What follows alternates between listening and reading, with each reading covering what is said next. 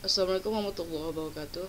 Perkenalkan, nama saya Fuza Fitriana, saya dari kelompok 2. Materi kami kali ini adalah makalah data pembelian ya. Sekarang kami akan presentasi makalah data pembelian.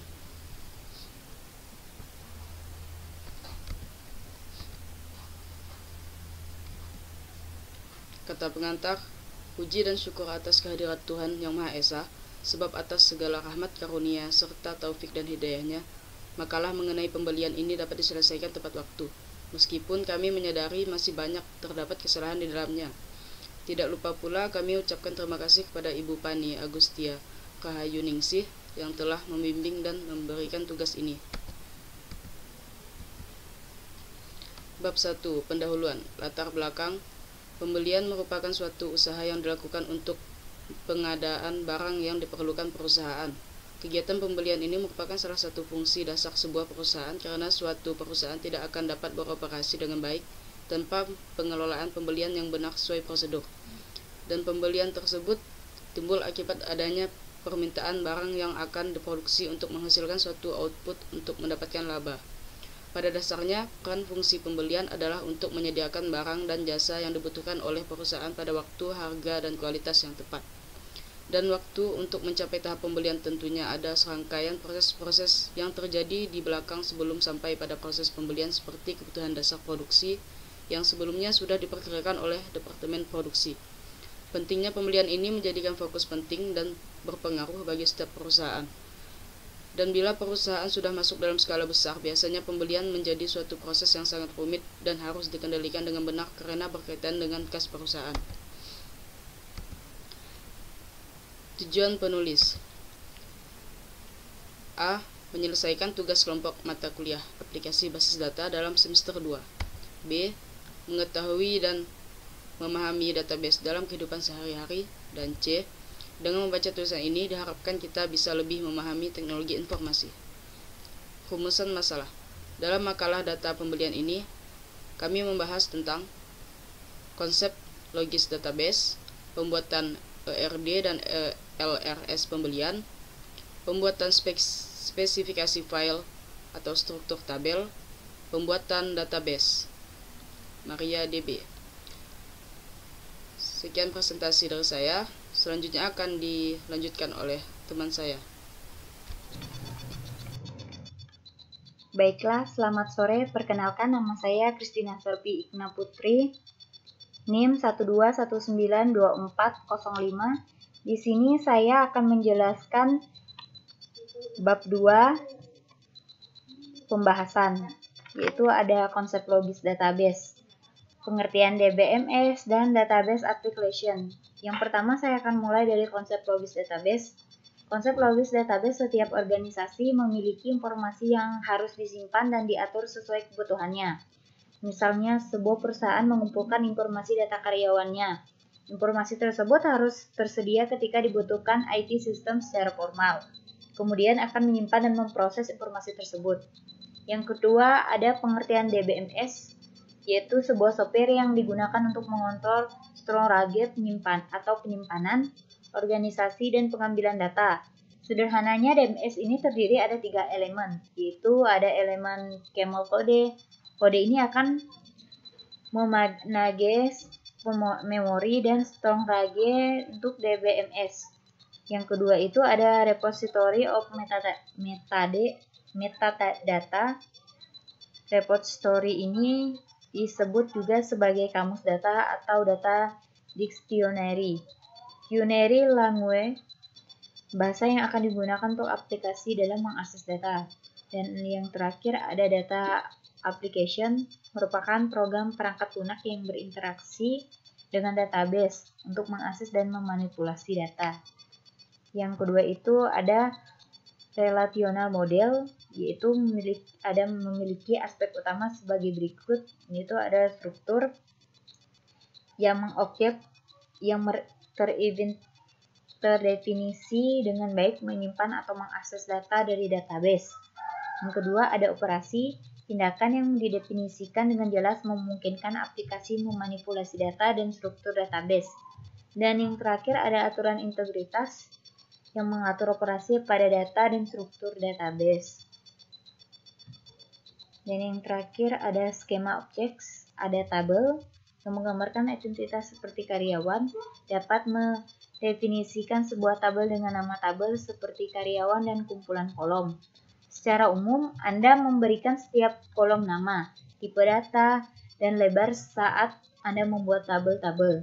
Adalah seperangkat baris kolom mengidentifikasi atribut entitas yang dijelaskan oleh tabel, sedangkan sebuah baris mengidentifikasi sebuah instance dari identitas baris mengidentifikasi karyawan tertentu. Anda dapat secara optimal menentukan aturan untuk setiap kolom tabel. Aturan ini disebut batasan integritas atau integritas constraint.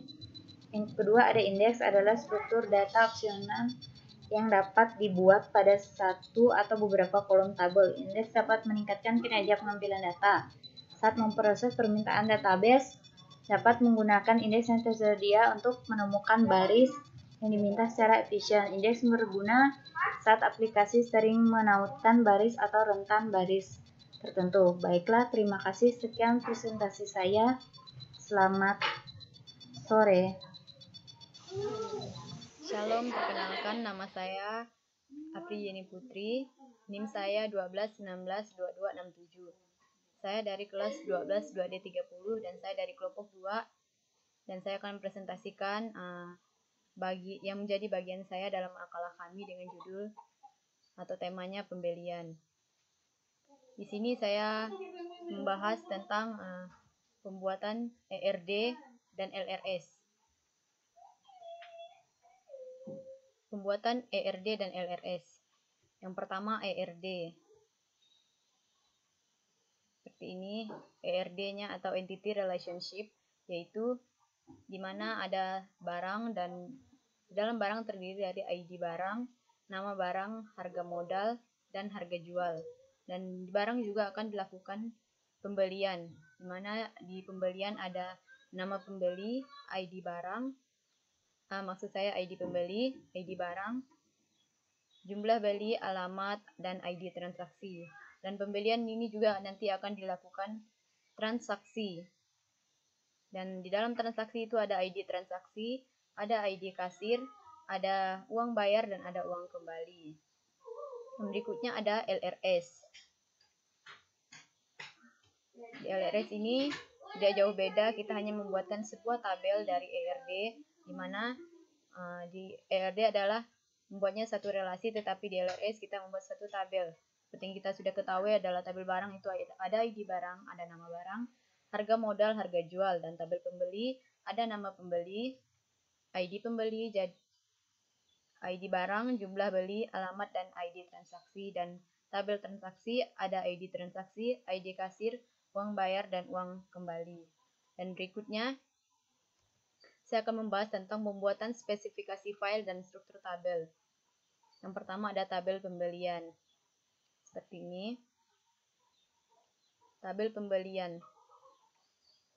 Yaitu di mana kita membuat tabel pembelian, yaitu ada ID pembeli, nama pembeli, ID barang, jumlah beli, dan alamat, dan juga ID transaksi. Dan kita tampilkan tabelnya dengan perintah DEX. Seperti ini tabel yang sudah kita buat tadi. Dan juga kita mengisi struktur tabelnya dengan menggunakan perintah insert, yaitu insert into pembelian, value, dan ada satu, ID belinya 1, nama pembelinya V, ID barangnya 3, jumlah belinya 2, alamat kebun jeruk, dan ID transaksinya 4. Dan untuk melihat hasil dari struktur tabel tadi, kita menggunakan perintah select, yaitu select from pembelian, from tabel pembelian. Dan hasilnya seperti ini. Dan selanjutnya ada tabel barang. Tabel barang yaitu sama seperti caranya tadi, kita membuat tabel barang dengan perintah create tabel barang. Itu ada ID barang, ada nama barang, harga modal, dan harga jual. Dan kita ingin melihat tabelnya dengan perintah des. Dan juga ini hasil dari tabel yang kita buat. Dan untuk mengisi strukturnya juga dengan perintah insert into barang, Itu ada ID barangnya 1, nama barangnya meja lipat, harga modalnya 30 dan harga jualnya 45. Selanjutnya ada tabel transaksi. Tabel transaksi ini juga sama caranya seperti tabel yang sebelumnya. Ini hanya beda tabel saja dan beda isi dari struktur tabelnya. Untuk tabel transaksi tadi yaitu ada ID transaksi, ID kasir, uang bayar, dan uang kembali. Dan untuk melihat untuk mengisi struktur tabelnya, yaitu kita menggunakan perintah insert sama dengan yang tadi. Ada ini hasil ketika sudah di select ya, dengan perintah select from transaksi. Ini tabel yang sudah kita buat. Dan selanjutnya saya juga membahas tentang pembuatan database MariaDB. Yang pertama itu masuk ke dalam MariaDB menggunakan command prompt. Seperti ini ya, kita sudah tahu, yaitu dengan cd c +2 garis miring xampp mysql bin mysql exe dan u root, seperti yang sudah kita tahu biasanya. Yang kedua itu membuat dan aktifkan database makalah dengan perintah buat database perintah, yaitu create, dan aktifkan dengan perintah use, kemudian tampilkan dengan perintah show. Seperti ini ya, kita membuat database yaitu create database makalah, dan untuk menampilkan database yaitu show database. Nah, untuk mengaktifkan databasenya kita menggunakan perintah use, seperti ini ya, use makalah. Dan yang berikutnya adalah buat tabel pembelian, kemudian tampilkan tabel dengan perintah dex. Seperti ini tadi. Untuk tabel pembeliannya yaitu membuat paket create tabel pembelian, ada ID pembeli, nama pembeli, ID barang, jumlah beli, alamat voucher, dan ID transaksi.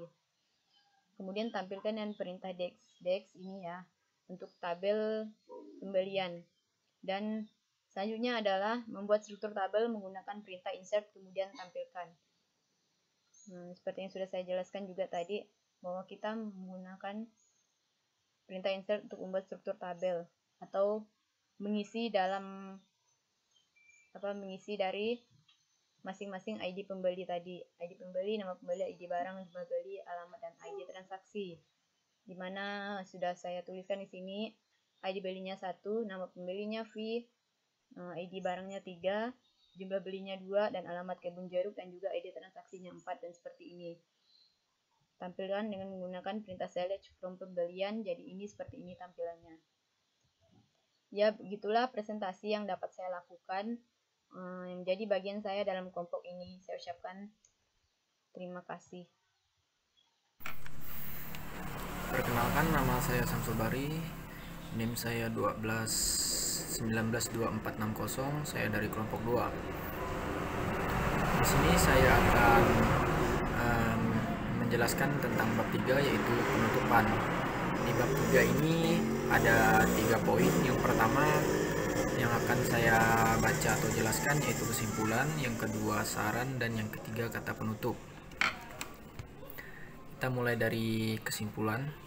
Database khususnya untuk pembelian dibuat dan ditunjukkan untuk mempermudahkan pengetikan, menginput data dan file agar tersusun secara rapi. Bisa juga ditunjuk untuk pembuatan pembelian secara online dan lain-lain ya. Database ini bukan hanya ditunjukkan untuk pembahasan tentang pembelian saja, namun tetapi bisa juga ditunjukkan untuk hal-hal lain seperti peminjaman buku di perpustakaan dan data untuk penjualan serta data untuk sekolah. Ya, berikutnya yaitu saran. Ada 2 saran dari kelompok kami. Yang pertama, kita harus memahami sumber terlebih dahulu, yang dimana jika tidak paham dengan sumber yang kita ambil, kita tidak akan tahu sumber itu benar atau tidaknya. Yang kedua, saat penyampaian kita harus tahu banyak tentang yang akan kita sampaikan, yang dimana maksudnya kita harus menguasai materi yang kita akan bahas. Demikian yang dapat kami sampaikan dalam makalah ini, semoga berguna bagi pembaca dan dapat dipahami. Jika ada salah tutur kata saat pengejaan atau pembacaan, kami mohon maaf. Dan terima kasih bagi para pembaca bisa memberikan masukan kritik tentang penulisan makalah ini.